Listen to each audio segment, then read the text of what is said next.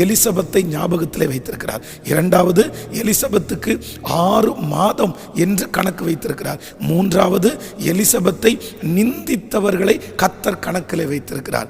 ஆண்டவர் இன்றைக்கு என்ன வார்த்தை பேசுகிறார் என்றால், சிலர் ஒருவேளை நீங்கள் நினைக்கலாம், ஆண்டவர் என்னை மறந்துட்டாரோ, ஆண்டவருடைய ஞாபகத்தில் நான் இல்லையோ, அப்படி இருந்திருந்தா ஏன் கர்த்தர் இன்னும் தாமதம் பண்ணுகிறார்? ஆனால் ஒன்று ஆண்டவர் உங்களுக்கு சொல்லுகிறார், இந்த எலிசபெத்தையும் அவளுடைய மாதத்தையும் அவளுடைய எதிரியையும் கர்த்தர் ஞாபகம் வைத்து தெளிவாய் சொல்லுவாரானால் உங்களை எப்படி மறப்பாரு? உங்களை எப்படி மறக்க முடியும்?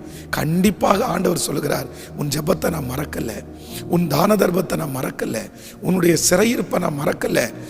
ஏன் கர்த்தர் தாமதம் பண்ணுகிறார் என்றால், ஏற்ற காலம் ஒன்று வரும். யோபு சொல்லும்போது ரொம்ப அழகா சொல்லுகிறார், நான் முன்னாடி போன அவர் இல்லை, நான் பின்னாடி கிரியை செய்து அவரை காணேன்.